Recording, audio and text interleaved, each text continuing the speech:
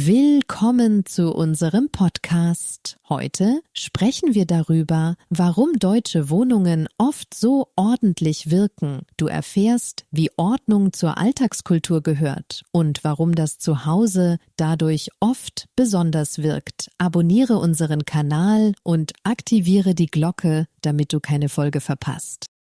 Ich habe oft den Eindruck, dass Ordnung in deutschen Wohnungen wirklich eine große Rolle spielt. Das merke ich besonders, wenn ich Freunde besuche. Aus meiner Sicht hängt das stark mit der Alltagskultur zusammen, weil viele Menschen hier Wert auf Struktur und Organisation legen. Dadurch wirkt das Zuhause oft ruhig und angenehm. Ich sehe das ähnlich. Viele Deutsche verbinden Ordnung mit Zuverlässigkeit und Verantwortungsbewusstsein. Wenn alles seinen Platz hat, fühlt man sich sicherer und kann sich besser konzentrieren. Im Vergleich dazu ist es in anderen Ländern manchmal lockerer, da steht Gemütlichkeit vielleicht mehr im Mittelpunkt.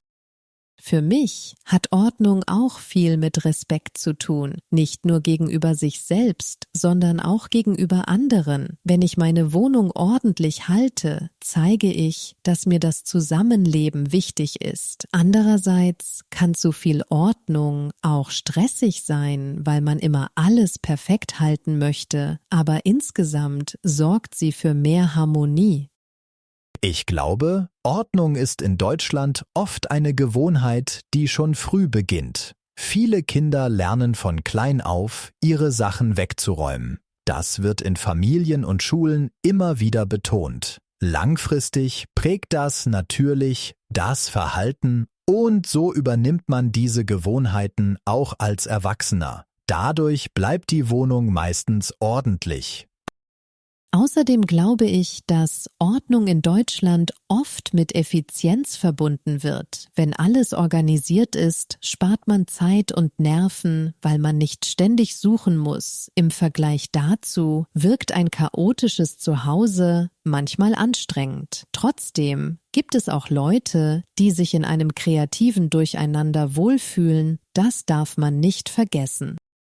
Es ist interessant, dass Ordnung oft als typisch deutsch gilt. Das hängt vielleicht auch damit zusammen, dass viele Menschen hier Wert auf Pünktlichkeit und Planung legen. Dadurch entsteht eine Struktur im Alltag, die sich auch in der Wohnung zeigt. Aber natürlich ist nicht jeder gleich ordentlich. Das hängt auch vom Charakter ab.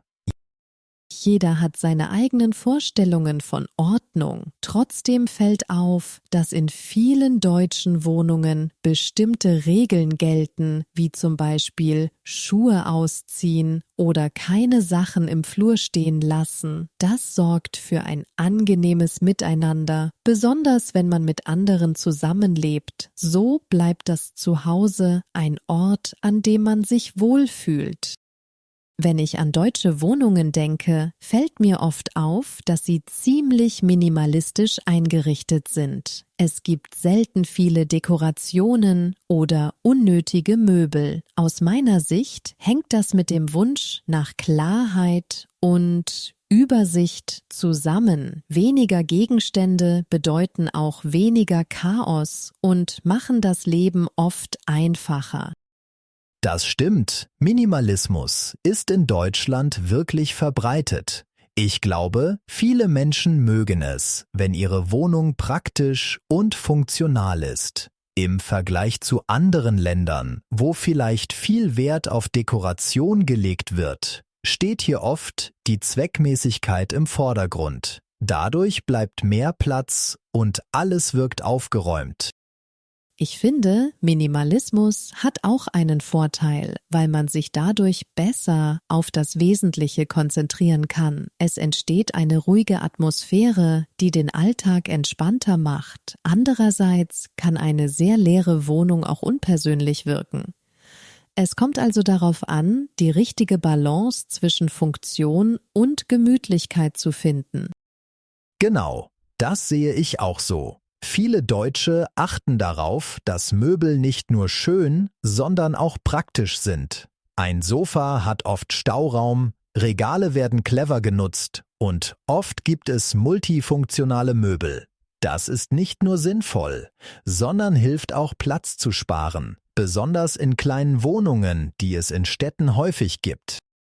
Im Vergleich zu anderen Kulturen, wo Erinnerungsstücke und Familienfotos überall stehen, wirkt eine deutsche Wohnung manchmal fast ein bisschen kühl. Aber ich glaube, das ist oft bewusst so gewählt, weil man sich dadurch besser entspannen kann. Weniger Dinge bedeuten ja auch weniger Arbeit beim Putzen und Aufräumen. Für mich ist Minimalismus auch eine Art, Verantwortung zu übernehmen. Wenn ich nur das habe, was ich wirklich brauche, verschwende ich weniger Ressourcen. Das passt zu dem Wunsch, nachhaltig zu leben. Langfristig ist es auch praktischer, weil man weniger kaufen und wegwerfen muss. Das spart nicht nur Geld, sondern schont auch die Umwelt. Besonders spannend finde ich, wie viel Wert in Deutschland auf Sauberkeit in gemeinsamen Wohnbereichen gelegt wird, egal ob im Treppenhaus, in der Waschküche oder im Hausflur. Überall gibt es bestimmte Regeln. Aus meiner Sicht sorgt das für ein angenehmes Zusammenleben, weil sich jeder für die Gemeinschaft verantwortlich fühlt. Das sehe ich auch so. In vielen Häusern gibt es sogar einen festen Putzplan, damit jeder Bewohner regelmäßig an der Reihe ist. Im Vergleich zu anderen Ländern, wo solche Pläne oft fehlen, ist das schon ziemlich typisch deutsch. Dadurch entsteht eine gewisse Verlässlichkeit und niemand fühlt sich benachteiligt.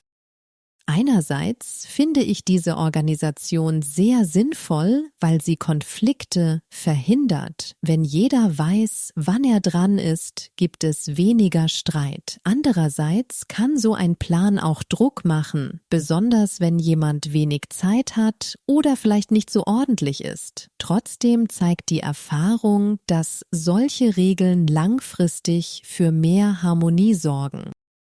Ich denke, Sauberkeit in Gemeinschaftsbereichen ist auch eine Frage des Respekts. Wenn ich den Flur oder die Küche sauber halte, zeige ich, dass ich auf meine Nachbarn Rücksicht nehme. Das ist besonders wichtig in Mehrfamilienhäusern oder WGs.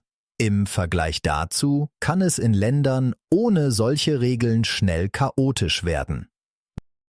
Was mir außerdem auffällt, ist, dass Sauberkeit oft auch mit Sicherheit verbunden wird. Ein sauberer Hausflur ist weniger rutschig und in einer ordentlichen Waschküche passieren weniger Unfälle. Das spielt vor allem in Häusern mit Kindern oder älteren Menschen eine große Rolle. Dadurch entsteht ein Gefühl von Geborgenheit und Vertrauen.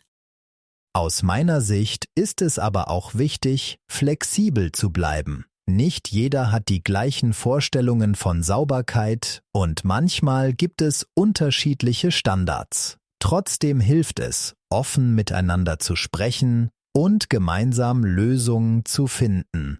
So kann man Missverständnisse vermeiden und das Zusammenleben angenehmer gestalten. Immer wieder hört man das Klischee, dass Deutsche besonders ordentlich und sauber sind. Ich frage mich oft, wie viel Wahrheit wirklich dahinter steckt. Einerseits gibt es viele Beispiele, die das bestätigen. Andererseits kenne ich auch Menschen, bei denen es zu Hause ganz anders aussieht. Es ist also nicht immer so eindeutig, wie viele denken. Aus meiner Sicht ist das Klischee teilweise berechtigt, aber es gibt natürlich viele Ausnahmen. In meiner Erfahrung habe ich Wohnungen gesehen, die sehr ordentlich waren, aber auch welche, die eher chaotisch wirkten. Im Vergleich dazu gibt es in anderen Ländern ähnliche Unterschiede. Es hängt oft vom Charakter und den Gewohnheiten ab. Ich glaube, dass solche Klischees oft entstehen, weil bestimmte Verhaltensweisen besonders auffallen. Wenn jemand sehr organisiert ist, bleibt das im Gedächtnis. Andererseits wird oft vergessen, dass nicht jeder so lebt. Das Bild von der perfekten deutschen Wohnung ist dadurch vielleicht etwas übertrieben, aber es gibt schon einen gewissen Einfluss der Kultur.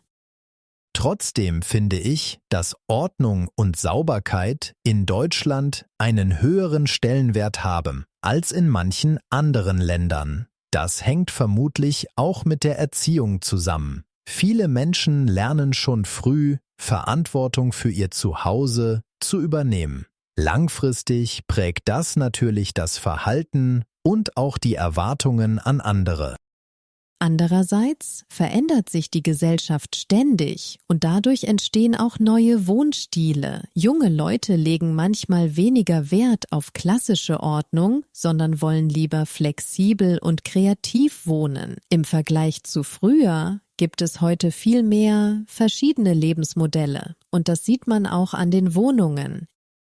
Ich denke, es ist wichtig, Klischees nicht zu ernst zu nehmen. Sie zeigen zwar bestimmte Tendenzen, aber jeder Mensch ist anders.